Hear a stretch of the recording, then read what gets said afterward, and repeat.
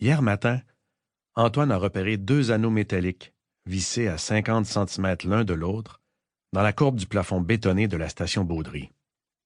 Pile à l'endroit où il s'était installé pour jouer, sous l'une des fameuses lyres du métro, dessin officiel signalant un lieu autorisé aux musiciens.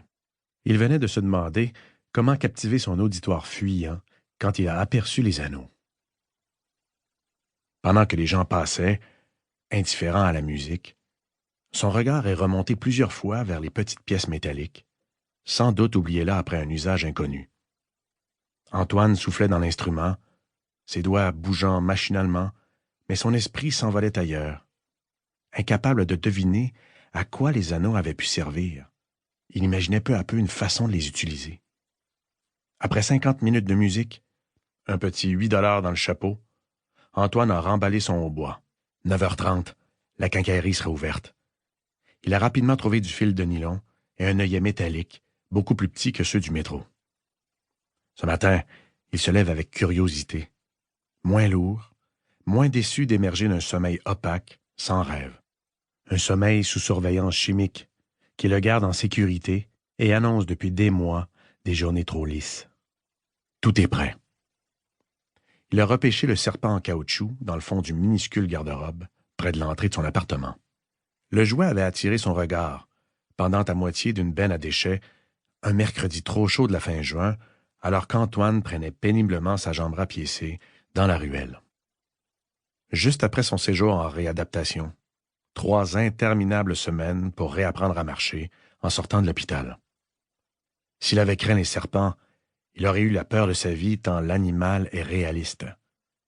Il l'avait nettoyé, puis oublié sur le plancher de la salle de bain, faisant hurler sa sœur, de passage le lendemain. Depuis, le serpent était resté caché dans le garde-robe. Ce matin, il va entrer en scène. La place est libre sous la lyre, juste en bas de l'escalier. Le musicien commence par mettre un panier au sol. Un foulard soyeux masque le serpent, roulé sur lui-même dans le panier. Le fil de pêche, attaché à l'animal par le petit œillet vissé dans sa tête de caoutchouc compacte, monte vers le premier anneau du plafond, court jusqu'au deuxième, puis redescend vers le pavillon du hautbois auquel il est solidement attaché. Après quelques essais, Antoine a compris comment décrire des cercles lents et réguliers avec l'instrument, enroulant subtilement le fil de nylon autour du pavillon pour que la tête du serpent émerge doucement. La lourdeur du caoutchouc fait contrepoids. Dès qu'il inverse la direction des cercles, la tête du reptile redescend, se cachant dans le tissu léger du foulard. Il improvise, fouillant dans ses souvenirs enfantins de charmeurs de serpents, croisés en dessins animés. Clichés orientalisants, soulignés par le mouvement du corps, aussi expressif qu'utile. Il s'amuse à la fois du ridicule de l'expérience et de son efficacité. Les gens qui sortent du métro ne sont pas dans le bon angle et ratent d'abord la mise en scène. Mais très vite, quelques voyageurs qui se dirigent vers le quai s'arrêtent.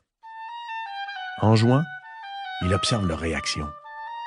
Étonnement, frayeur ou soulagement d'avoir compris et sourire complice. Un cri de surprise attire à l'occasion le regard de gens pressés sur le point de passer tout droit. Même eux ralentissent le pas, le temps de saisir. Un vieux bol en étain, près du panier, se remplit de pièces et de quelques billets. La foule est moins dense, bientôt 9h. Antoine a joué pendant près d'1 heure sans sentir la fatigue. Il prend une courte pause et vient de recommencer son numéro, lorsqu'une petite fille qui semble seule descend l'escalier en sautillant. Elle porte un drôle de poncho, presque blanc, avec des franges laineuses et un capuchon à oreilles de chat. Elle agite ses mains sous le vêtement, semblant battre des ailes en descendant, mais s'immobilise soudain devant le musicien et son reptile. Sa main droite émerge du poncho. Elle tient une flûte à bec en plastique, du même blanc crème que le vêtement, qui s'arrête comme une flèche tendue vers lui. Puis montant du quai, un grand jeune homme au visage très pâle, entouré d'un épais capuchon noir, surgit et s'arrête lui aussi. Son hoodie est aussi densément noir que le poncho de la fillette est candidement blanc.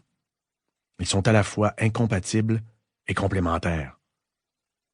Une troisième silhouette passe et s'arrête. Troisième tête couverte, de gris cette fois. Une femme, en hijab. Les regards se croisent, s'ouvrent furtivement. Le jeune homme pointe le fil de nylon presque invisible à l'intention de la femme, qui hoche la tête en souriant. La petite fille écoute, dessine la mélodie du bout de sa flûte.